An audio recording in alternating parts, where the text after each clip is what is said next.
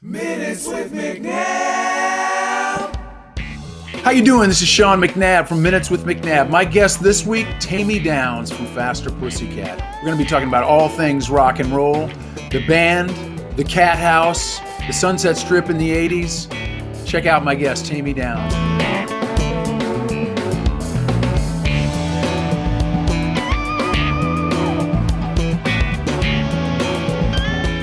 Minutes with McNabb.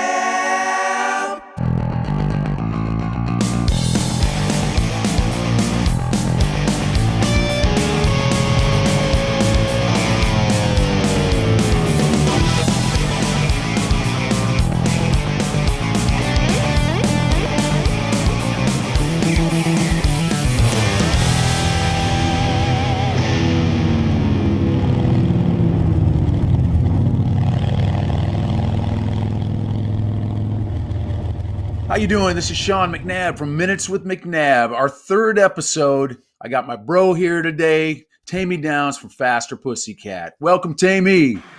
What's up, amigo? Good to be here, brother. Man, thanks for doing this for me, brother. Looks like you're chilling there in your studio. Kicking it. Little place where make shit happen. Looks like that's where the Faster Pussycat magic starts from an idea and it just turns into gems. It's been the room that a lot of shit's happened. Not necessarily all good, but a lot of stuff happened here. I've been in the same place for 20 plus years, so we had all the glory hole and a lot of newly dead stuff as well, too. So Yeah, man, I've been over there. You got a cool crib, and it's just a great vibe over there. Looks like you got guitars and basses in there. I'm assuming you play everything besides sing and write and all that. Yeah, I play everything. Not well, but I do. But I do play a little bit of this, a little bit of that. But it's fun. Yeah, I wanted. That's why I started as a guitar player, and I just couldn't find a singer, so that's why I just started singing. So, but I always loved playing guitar. You got such a great body of work, brother, over the years, and we're going to get to all that. But I kind of want to, take it back to you growing up in Seattle. What got you into music? What influenced you? What bands? And fill us in. I grew up in the Pacific Northwest, and it all goes back to when I was this little kid. My dad was a guitar player, so in a band. So I grew up with my fourth Christmas. I got a drum set and a guitar. So I grew up with that. Going to my dad's rehearsals when I was little. I remember my stepmom making me little outfits that matched my dad's, because that was like late 60s, early 70s. That's when that satin and all that crazy shit and platforms and stuff was going. So my stepmom would make me little matching outfits to match my dad's, go to his gigs when I was little. But yeah, I grew up. I remember going to the rehearsals and all the time, and then hearing on the radio, and I hear "Good Times, Bad Times" by Zeppelin. I thought it was my dad's song because I just was down in the basement at the rehearsals, and there's my dad. And my mom's like, "Nope, that's Led Zeppelin." Rad. So bands like Zeppelin and who else? Aerosmith, Kiss, Cheap Trick, all that stuff. I remember going to the Clash when I was in junior high. So I was like, I just like stuff that was, crazy. Alice Cooper, just right. All the stuff that I don't know. It's just so much good rock and roll growing up. Then Kiss, all that Ted Nugent and totally just different stuff. You just think of stuff. You're just like, oh yeah, I forgot about them. And it's like Joan Jett and grew up on a lot of that stuff. It was good time rock and roll. Zeppelin, of course, for sure back then. And you hit it on the head. I mean, it was good time rock and roll. It just, we come from an era, and I think we were really lucky, you and I, to get to make vinyl. A lot of people can't say that and call us old, but to hold a vinyl record that you're actually on, and that's something really special. And I think younger musicians, they never got to do that. So I think we're real God, lucky that we got. I know. I remember just going and getting a new record, and you got the new AC/DC record. Back in Black came out. It's like you got it on vinyl. You got or the Kisses. You can always pull it out. And there's always some fun stuff inside of it. You know what I mean? And then, but then there's that shit. I left my Kiss record on the turntable. Went to school. Next day, you come home and it's like a pizza because it's sitting in the window. It's all warped, and you just there's no fixing it. And it's just a. I remember those days. I remember. Kids don't have that these days, so it's like we're like our folks. We're like, that didn't happen when I was a kid. That's where we're at. Totally. I love that commercial campaign that's going on right now. It's like when you've become your parents or something. I don't know what it is, but it's pretty fun. Yeah, that's it. Yeah. When you get to be 56, you are your parents, no matter what. No matter how hard you try to be cool and do your shit, you're still your parents. I'm older than what I remember my parents being old at. When I remember my mom turning 35, just going, "Dang!" Right? So, yeah. Well, dude, you still are the coolest, and I'm about your age, so I totally get it. And so, run it down. What made you come to Los Angeles? I mean, obviously it was the music, but elaborate on that story and what got you to LA. And just wanted to be a rock and roller. I just was like, got to go to LA. And then my mom moved down to San Diego, so that was close because I remember going to Disneyland and shit when I was a kid, and just palm trees and at the time too, it was like in Seattle, I was in a band. I was in a band called the Bondage Boys, and we were playing like Lake Hills in Seattle. And then I was like, you got to go to LA though, like Motley Crue and Rat. Those are like the new bands, So it's like, get down to San Diego. My mom moved there, and that was close, so I can get out. And that's what I did. I moved to San Diego, lived there for about a little over a year. Met a lot of really cool people down there too, and then just kept coming up to LA just to check it out because you're starstruck too when you're a kid. Just seeing Hollywood Boulevard and Sunset Strip and running into famous people when you're young is right. It's really exciting.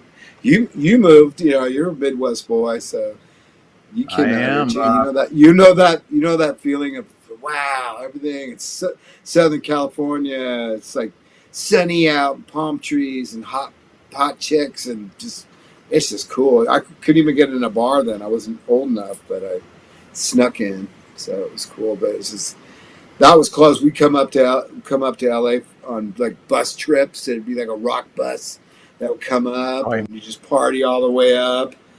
And then one time I came up for a weekend. And it was a Metallica, Armored Saint, and Adam Bomb show. And I was friends with Adam Bomb because he was from Seattle. Show at the Palladium. We pulled a scam where we went up to the list and we just looked for a number that had a big number and be like, just say you were that name. And I remember scamming like eight to 10 tickets. I can't remember, but I know. And I kept one pass, and we sold the rest because it was sold out, and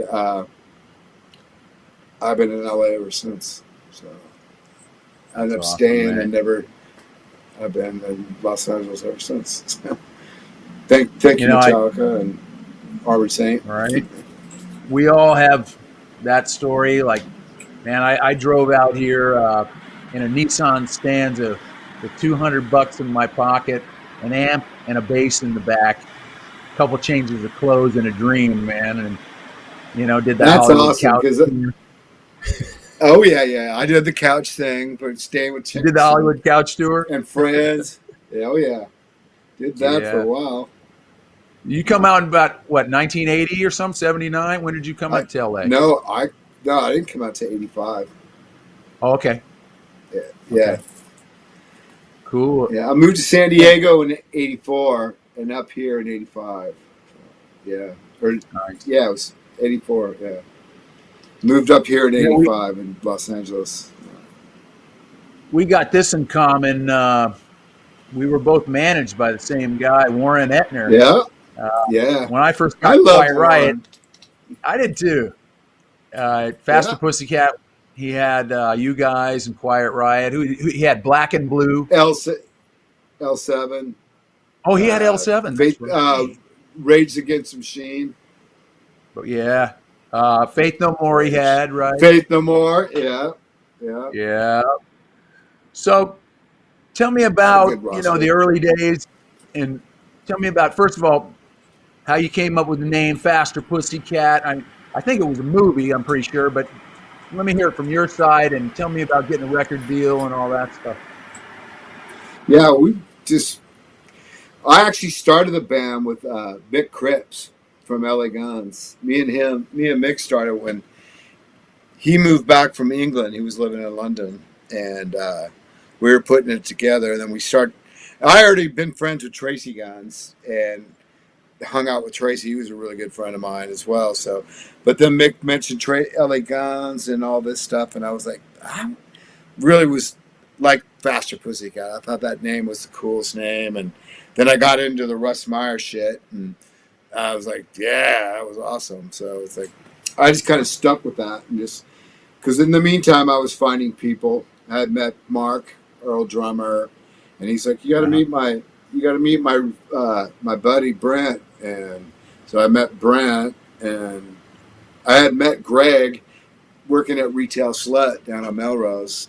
Right, I remember that. So that was fun. That was a good place to pimp your shit because it was right there in there's Flash Feet, Let It Rock, Retail Slut, Jet Rag, and I had Yep. friends. We all were friends that worked at all the stores. So we give everybody get their discounts, but then you built up a camaraderie and stuff with your buds and stuff, and we'd all go to. That's what helped that whole scene back then too. Us and Guns N' Roses and LA Guns, and Jet Boy and Motorcycle Boy and all that period of time was all. And there's that big shopping scene down on Melrose. That's where we hung out and got new clothes and stuff. And we were all out at the Rainbow and different bars at night. But that was where we like just flyered, come see our first gigs, and give everybody flyers in their shopping bags right there when you work on the store. So then every weekend you're up there up of the Sunset in front of the Rainbow and the Roxy and Whiskey. That whole street would look like it was just papered with confetti, but giant pieces of confetti because everybody's flyers were different colors: blue, pink, white, whatever. They weren't just little flyers; they were full page flyers. So I remember that. Was crazy, but yeah. And I just remember what you said. I love what you said about camaraderie, because that's that was really going on back then in the '80s between the bands. There was healthy competition, but I felt like everybody had each other's backs. And like you said, we would hang out a lot together, and it was kind of like a family deal. It felt that way to me. Yeah, And, it was. Yeah, it was like you didn't have internet. You know what I mean? There wasn't internet. It was like your social media was being out.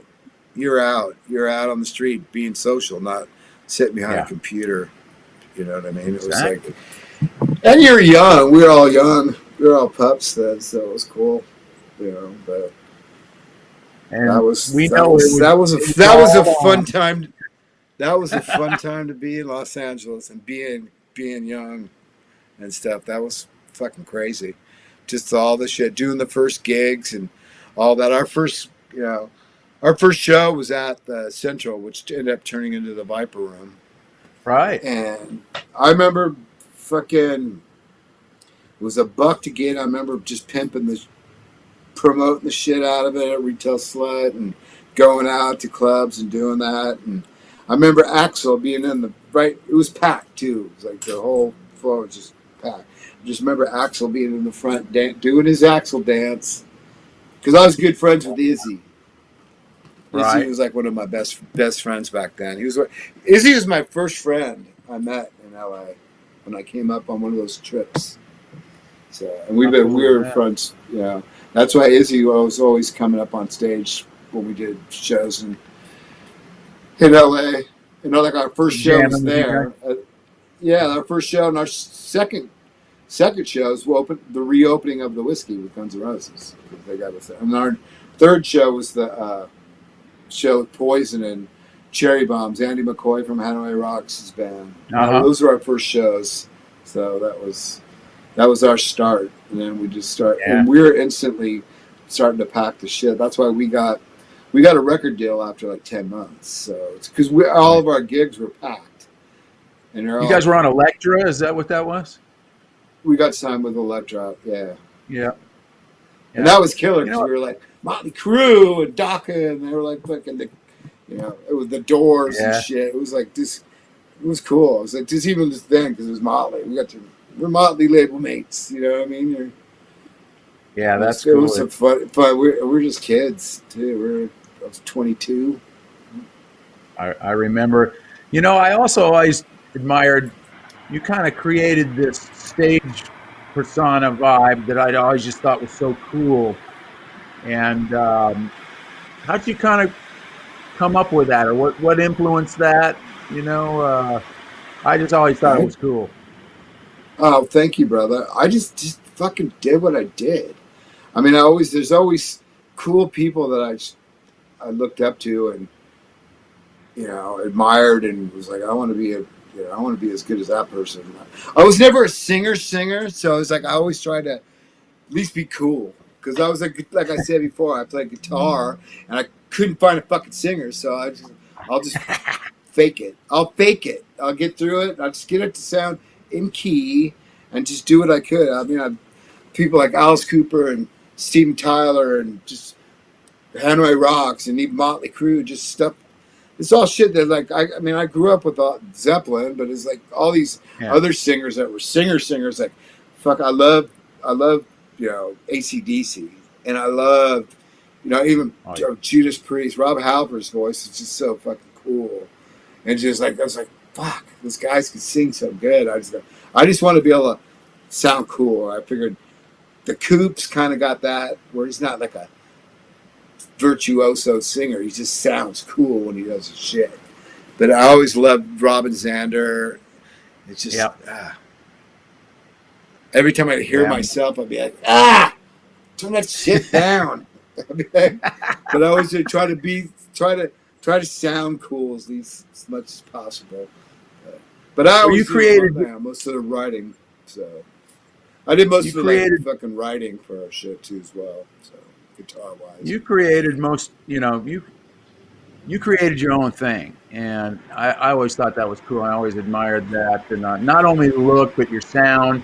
Nobody else really sounded like Faster Pussycat and like you, and like you said, you wrote some great songs, man. I mean, you guys had a lot of great videos on MTV, and I just remember the amount of play you guys got. You really made an impact with those videos, and when we had video budgets. And tell me a little bit. We did get to do some fucking cool videos. Like right from the get go, we did fucking. Our first video was Russ Meyer. I don't know. If you don't know who Russ Meyer is, most kids don't or whatever, but Google it. He made some really cool movies, B movies with girls with very big thingamajigs. So it was like, you can say tits. Cool. Titties and bazungas, but yeah, no, he and we got he directed our first video, and then we got to meet him. It was like he made a 3-minute movie, 3.5-minute movie for us, personal. So I always cherish that till the day I die. That's pretty cool. And then the guys that did the next video, Fisher and Preachman, they did our bathroom wall video in New York. They ended up doing the GNR, Sweet Child of Mine, too. So that's why you'll see similar stuff on that, but theirs is like so huge. And then we had Rocky Shank. Well, no, yeah. Then we had what came next? We had Jeff Stein do Poison Ivy. That was pretty cool. That video we did on a soundstage, and I had some black Capezio shoes on. I wore holes through them in the first day. I couldn't walk the next day at all. I couldn't step down. I had to walk on my heels. I had to take a day off. Couldn't go anywhere. I wore holes completely through those shoes because they were painted. Because the floor was painted with like our symbols from Wake Me When It's Over, and I had black Capezios painted with the little Egyptian eye and some stuff on them too, like in gray. So they look cool, but yeah, I wore holes completely through the bottom. No shitting. But we had. If you don't know what Capezios are, a lot of people might not know they were these like.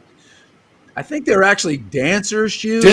No, they are. They're dance. You get them at like ballet fucking shops and whatnot. They were like, because David E. Roth wore them, but they were also like when you wore them, they were so comfortable, like wearing slippers. They were, and they were leather, and I had black ones that just looked like fucking just black shoes, but they're fucking thin and comfy. But yeah, I wore right through them. Yeah, I heard about them from like Van Halen. I think that was the first one. Roth one about how they're like slippers. So I was like, I gotta try these. I was like, ooh, those are comfy. Until you wear them on a fucking sound step for fucking 12 hours and wear holes through them. So, so listen, man, you guys got to deal with Elektra, and then you had some really great tours with like Kiss, Motley Crue, and give us some of the highlights of those tours because I know it was all on, brother, and you had to be having some fun.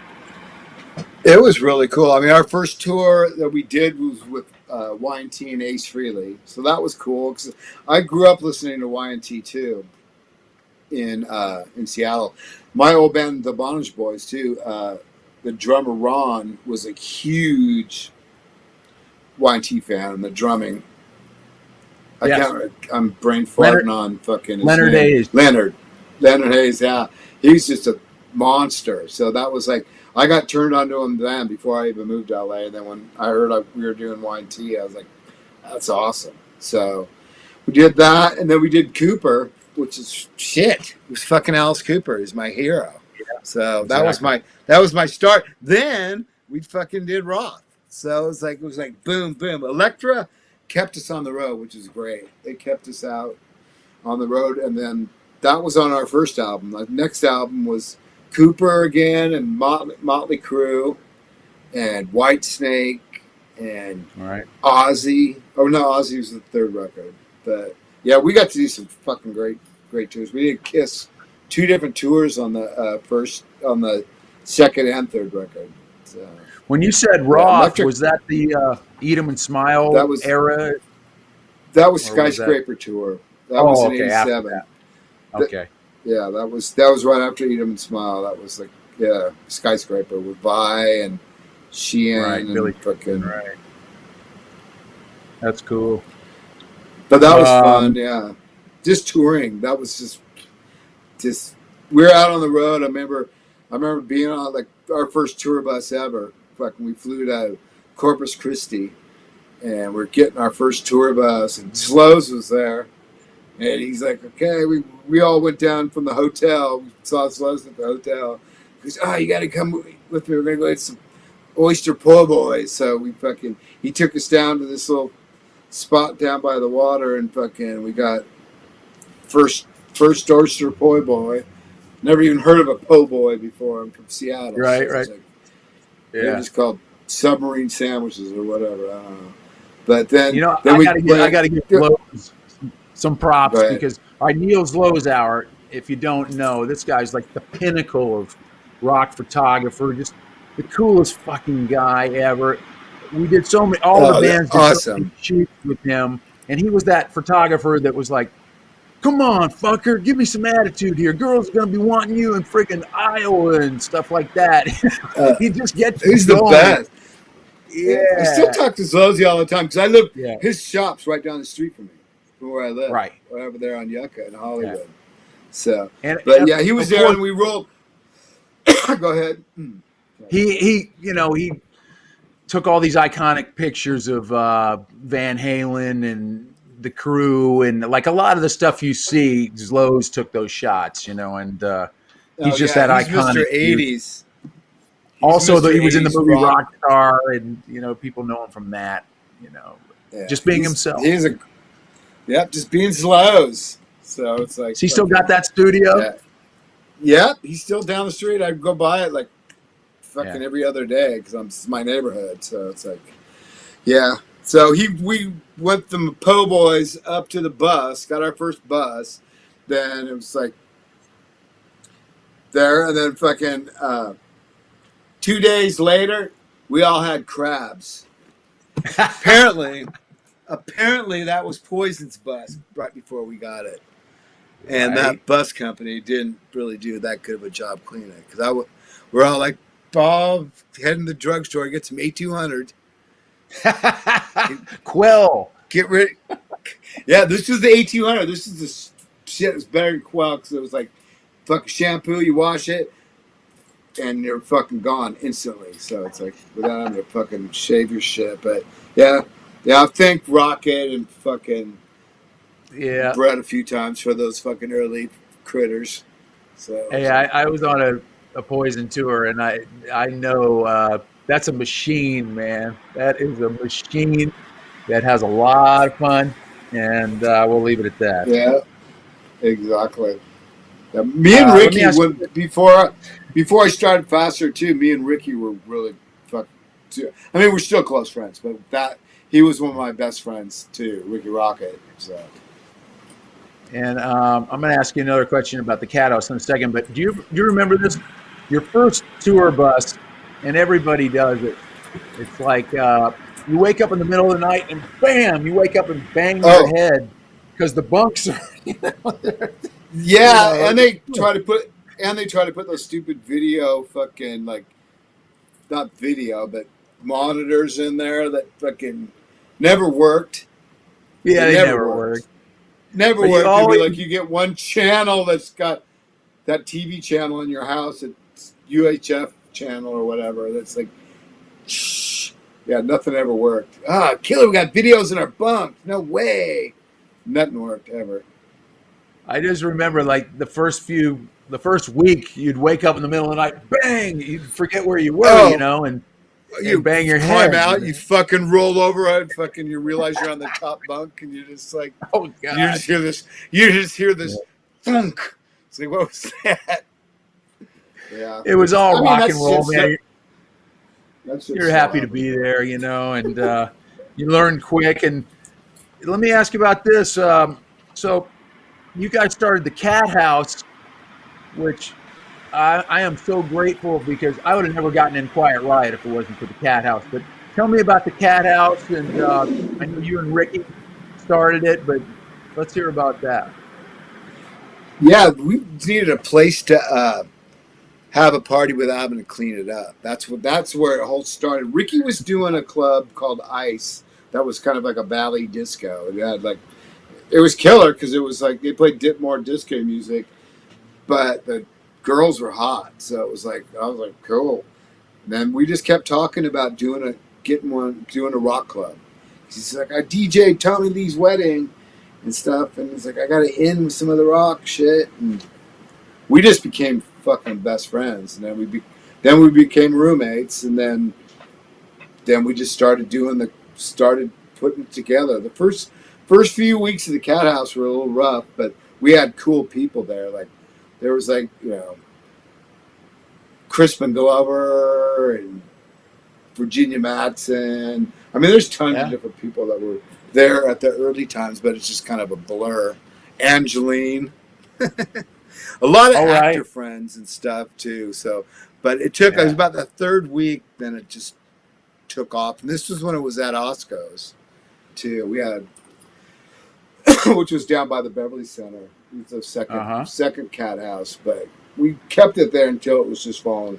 The old building was falling apart. That's where they did like Thank God It's Friday and Star 80. And I Right. remember Steven Tyler being there dancing on the dance floor by himself. Gene Loves Jezebel, and just it was just so much fun. The cat house was just, even when it moved over to the Probe where it was more stable, where it got even bigger. You know what I mean? So it was just Yeah. it was just a fun. You were that, like I said, I you was got to there, see it. man. It was a special There's no time. really. It's hard to describe it. It was just packed, and tons of good women and tons of cool dudes that were just like, because the hot chicks were there. It was just packed, and just we had bands play that it wasn't a live venue, but it's just a dance club. It would just be I packed, but remember. then we'd have special events where we'd have unannounced bands play. You know what I mean? So Yep. be it I remember that. GNR, the Black Crows, or just different Yeah. shit. You know what I mean? Yeah, and it was like you kind of never knew, and all of a sudden, wow, there's GNR or whatever, it was cool like that. Exactly. You never knew who you were going to see there, and I'm serious. I would have not gotten the Quiet Riot gig had it not been for the Cat House. Do you remember Betsy Browning or Tina Of Souza? course. I remember Okay, Tina. so Tina I took remember me. I remember She took Betsy me to too. the She had a Cat little House, tanning man. salon. Betsy Browning, Yeah, man. yeah. We go back a long way. So she takes We'd me. I'm swap in out. town 2 weeks. We swap out cat house admission and shit for free tans. Yeah. Well, Yeah. I'm in So town 2 weeks. Uh huh. Tina's taken. You go ahead. I'm in town 2 weeks, right? And Tina Souza goes, "Hey, I'm going to take you to this place called the Cat House. There's a lot of musicians that hang out there and stuff." And I'm like, "Great." I was already making the rounds with Rainbow and things like that, and just trying to meet Mm-hmm. people. And she she takes me there, and I meet Frankie Benelli. She introduces me to Frankie Benelli. God rest his soul. We lost him this last Yeah. year. And Frankie gave me No, my it's start in the sad. business, man. He gave me my start in the business. If it wasn't for Frankie Benelli, I would have never gotten my first gig, which, led to a career and stuff. But he gave me that opportunity. He goes, "Hey, come over to this address tomorrow. We're looking for a bass player." And I came over the next day and cut a couple tracks with him. And he goes, "You got the gig, man. You're in Quiet Riot." So I'm driving over Laurel Canyon in my little Nissan Stanza, screaming out the window, Woo! "I fucking got the gig! In Quiet Riot." It was just the dream. It was everything I'd ever dreamed Yeah. about. Knew nothing That's about the business, knew nothing. And that's so awesome. I got you to thank for that, man. If it wasn't for the Cat House, I may have never met Frankie at the right time and the right place. And so thank you, bro. Oh, well, that's awesome. Thank Ricky too. Ricky's the one that Oh fucking. yeah, I yeah. was a. I just kind of like. I was the rock Ricky guy. I Rackman. was in the band. I was in the band, getting to tour and do all that shit. And Ricky was holding down the fort, keeping it going. It was, we both Yeah, created it, but he was the one that fucking really fucking worked his ass off to keep it rocking and keep it cool. So him and Joseph yeah. both Brooks. So, but Right. it was our creation, and it was our baby. And I'm glad it helped you with Frankie too. Frankie's It's sure. helped my shit out too. We had our old drummer end up in the clink in Omaha, and Frankie flew out the next day to help us finish up the tour. You know what I mean? I And we remember had that. Motley coming, and Frankie's even in the House of Pain video. So, Right. but yeah, That's right. Frankie was good, mate, because Quiet and Warren. He was like Frankie was on the plane. Mark was in jail and in Omaha. The next night was in Minneapolis. I don't know if we had a day off, because we had a drive day from Omaha up there, and then he flew out and then rehearsed, and then the next night we played with fucking It was our own gig, Right. and then we were going to UK and then come back to do Motley. Man, those were the days. Well, fucking, we Yeah. survived. We lived through them. Not all of us Somehow, have. some way, man, we made it. Yep. And Yeah. that's actually Hey, something I wanted to talk to you about too. Is we somehow we partied our butts off. I know I did it for many years, and then it just kind of stopped working for me. And I know that you had a similar situation, and a little health issues, and we were all, oh my God, I hope he's okay. So you want to tell hold me a little on. bit about? I just knocked my guitar over. So, yeah, I had some fucking health issues. I thought I was indestructible, so, and I lived that way for a long time. But I had some heart issue. I had congestion. We did a show at the Whiskey. Then we got on a late flight or early late flight because we played the next. Did the Whiskey, went to the airport, flew to New York on a red eye. Got there, then went to Long Island, played a show with us and LA Guns, and then we had a few other shows, and we did a show in what was it? No, we did one. I don't know if it was the next night. We did one in Manhattan, down at the Bowery. Then did one in Delaware. Then I was like in Delaware. I was just like bringing my luggage to my room, and I was like, "Fuck!" I just got super tired. I had one bag on wheels, and I had a merch bag that was mostly empty already. So I was like, and it was weird. And I did the gig. I remember partying and shit too, and then came back to the hotel, and I was like, I went to lay backwards, and I just felt like I was drowning. I was like, "Fuck! What the fuck is that?" I tried to go to bed, tried to go to sleep, and lay down. I felt like I was just drowning, and so I had to sleep sitting up. So we ended up in the hospital, and they're like, we had the M3 festival too. So it's like we drove down to Maryland. And I have a friend of mine that lives there. He's an FBI agent, Joe, and he took me to the hospital in this neighborhood, and they brought me in and said, started running tests, and then it's like, "Are you diabetic?" I'm like, "Nope." And he goes, "You are now." And they go, "We think you had a heart attack," and I go, I didn't feel like I had one. So they just ran all this stuff, and they thought I had heart failure. And then once they ran tests, once I was there, they thought that I had lung cancer and kidney cancer, which was like, okay.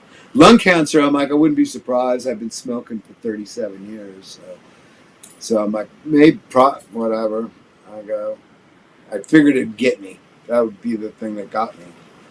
But we got back home. My girlfriend, Kimberly, just found me all the badass doctors and got that shit sorted, and found a really good oncologist, and they ran all these new tests and all this shit, and he was the one that gave me the news, is like, "You do not have cancer." So that was like, that doctor's the coolest doctor on the planet as far as I'm concerned.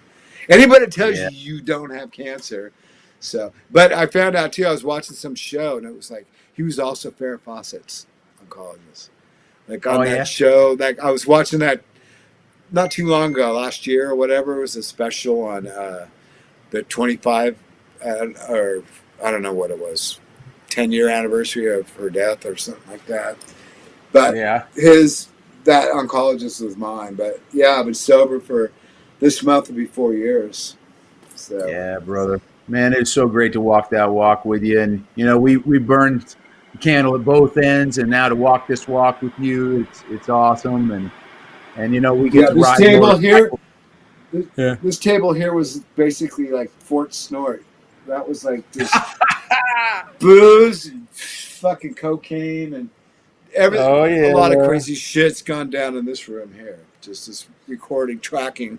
The whole Power and the Glory Hole record was just nuts. But it's like, what I thought I'd never quit is smoking. Right. Booze, drugs, and all that. It's just I wasn't really an addict. I drank when I worked. You know, it was like when I got home off the road. But maybe not so much the earlier days, but later it was like I get home from tour and I didn't even want to see booze. I'm like, ugh. Not like Danny cracking his Budweiser in the morning, but All right. But and drugs, we just partied. I'd party when I just was working or whatever. I wasn't like jonesing for any drugs. I wasn't that. But smoking, I fucking had dictated where I went, where I stayed, everything. Yeah. When Remember restaurants and bars. Oh, I know. I loved it because it was always like as soon as that ding, I knew we were good to go. Just in terms of the plane's actually not going to crash.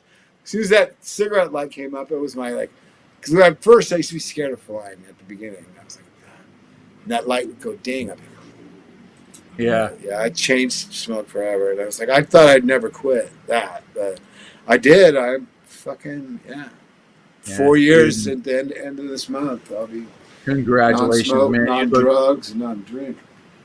You look great, man, and I'm so happy that you did that, and I know everybody else is, all your fans. And listen, we're going to do something that we do called the Full Throttle Rapid Fire 5, and it's 5 questions. And the first one is, who's been the most influential to you in your life? In my life? Oh, my God. I honestly, the most influential has been it was my dad early, but I don't have someone that was carried me influential all the way through. You know what I mean? So I don't really have that. So it's like when I was younger, it was my dad, and then it was not my dad. Then it was my mom. My parents probably be the most influential. That's cool because they were very supportive. You know what I mean? They're in terms of what I wanted to do. Most people don't. Some wants to be a rock star in rock and roll. They're like, no, you don't. So, all right, number 2.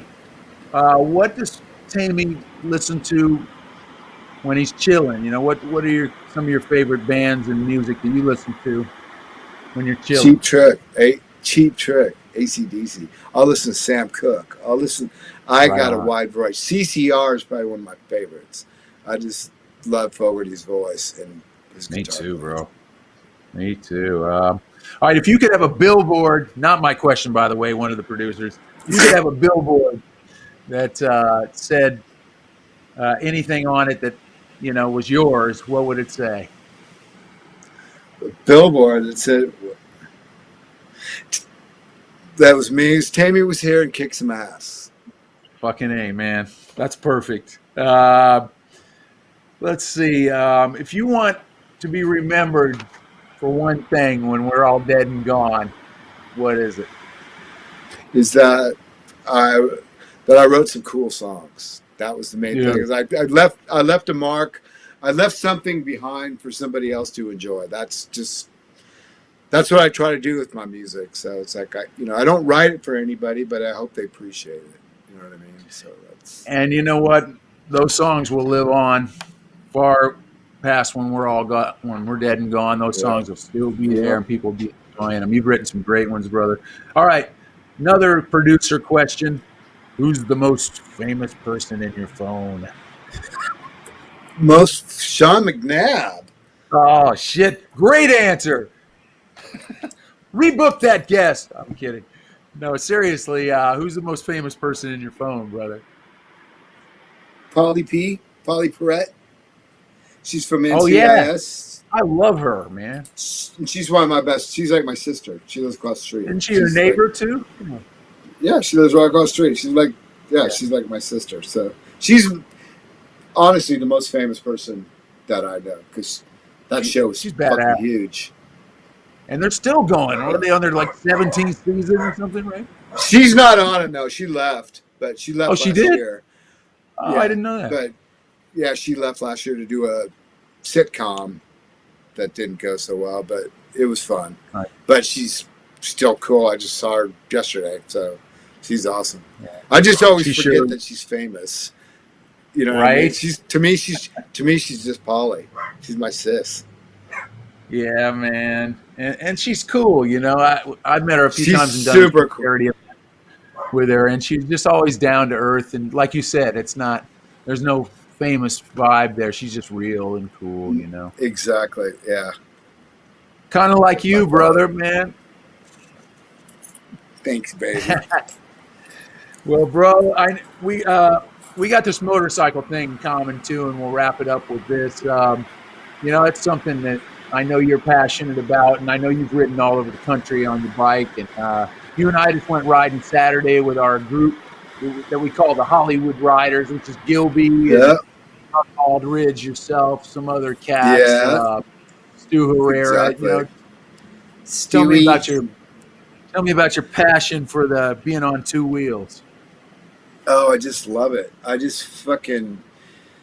It was a life changer for me before, because I was going through a really bad, even before I got sober, even when I was still drinking and whatnot. But I got just in a real bad funk. I lost a couple people, Bianca and my old partner JD. They both died within a year, and then I just kind of spiraled off, doing way too much drugs and drinking, and got way overweight and just didn't really care. And my motorcycle, basically, in 2010, I got that. Right before that, I just made it a pact to just do something. And I just got, because I used to ride when I was a kid, and I just kind of quit because I lost a friend. So I just got into my motorcycle, and it's basically saved my life. So it's like, just the whole headset, just riding around the country. You're a motorcycle guy through and through. So it's like, just being able to get out, it just changed my life. I wanted every trip I did, I started doing with Ricky and stuff too. They kept getting longer. I was just like, I want to do it longer. That last big one I did before I got sick was 12,800 miles in one trip. I remember it was huge. That was a pretty good. I rode all over. It was fun. It was just like, I loved that, being able to go on, and I do solo most of it, and just being in a band and touring over all these years. You got friends everywhere. So I remember, okay, I'm going to stop in St. Louis. I'm going to see my buddy fucking Barclay and hang out at his house where his parents' house where they raised Clydesdales. You know what I mean? So it's like, I got a horseshoe in my living room. From there, I got my souvenirs, and I got, then I'd stay at my friend Sabrina's in Tampa, and just stay at their house for her and Justin's place, or just all that, just a little pinpoints. Okay, where am I going to go to next? I didn't plan anything completely on those trips. It was just kind of like, okay, where am I going next? I knew the direction. And there's, even with Ricky and stuff too, we get to where we're going, we chill, unpack our stuff, then we get something to eat. We go, where do you think we're going to go to tomorrow? Yeah. And if there's something when we plan, it's oh my God, it's just. I always say this. It's like, I always say, man, if you ride, you get it. If you don't ride, you probably will never get it. And it's such a therapeutic thing. Just be out there on two wheels, and it's great to be able to do that together. Man, I could talk to you for hours, Tamie, but what I want to ask, the final thing is I know you guys are working on a new record, and you guys got the coolest fucking merch ever. So let us know where we can find the merch. You've always had the coolest merch, and let us know about the new record, where we can get all that, and your tour. Cool. What's going on? Right on. What we're doing right now is we're working on a series of singles. We're doing 7-inch vinyl singles, and we're waiting for a test pressing right now for the first one. It's called Nola, and the B-sides cover we did of the Heartbreakers, Pirate Love, Johnny Thunder and the Heartbreakers, and those turned out killer. They're done. We're just waiting for we've gotten 2 test pressings so far that skipped. So we're just waiting on the third, hopefully it's three's a charm or three strikes and you're fucking out. So we got the we got the next 2 tracks after that one ready to go. Gilby's gonna mix them. Gilby mixed the first ones too, so it's all in family. Yeah. And we're putting it out on our own label. Kind of, it's just through Faster Pussycat, our business, but it's Little Dove Records for for these vinyls. But it will be digital too. They'll be out available. But we're waiting on a test pressing before we can set a release date. And so we're doing a series of those. We're just going to keep putting them out. And then when we come up with, when there's like 4 or 5 of them, then we'll put a whole, we'll either do a couple different things, maybe a box of the 7 inches and do a full vinyl record and whatnot. Maybe even a retro CD. You know. Wow. CDs Cool. are fucking retro now. So it's like, who knows? But dude, that's what we're working on right now. We're just getting all that stuff done. And where can people find your merch? Just fasterpussycat.com was a merch section on there. And we're getting ready to go out on the road. Well, we were supposed to do this last year, but we're going out the end of June through first week August. I think it's 7 weeks of with us and Enough's Enough. Great. And so unless it gets moved again till fucking the fall, which did last year, it moved from the beginning of September to Halloween. So if for some reason, because for this tour to work, everything has got to be reopened. You know what I mean? So, and all the guarantees still have to be the same. So we can't have 5 days off when you're out on the bus. Just makes it unaffordable. And it's not like we're being prima donnas. Our bus is our house. We don't have to worry about the club having a shitty dressing room. I'm sober. I don't need to be around. I can't be hanging out inside a bar and stuff. Right. Just to keep my shit together. And it's like we bring our merch cage and all of our shit. So we need to make sure we have all of our stuff with us and can't do it in a van. So. Yeah. Cool, brother. Well, hey, man, I appreciate you coming on Minutes with McNabb today. And anytime, brother, anytime. I might have you back, man, if you'll do it. But I thanks for doing me this solid, man. You're the best. And like I said, we'll cut in some video clips and pictures and all that stuff to your socials. Cool. Cool. Yeah. We'll do all that. But cool. I'm happy for you. I'm glad you're doing this, brother. This is fucking cool shit. I like it. Well, it wouldn't happen without Joe. Wouldn't happen without Joe and Angelo, my producers. And thanks for doing this, everybody. Taime Downe's Faster Pussycat.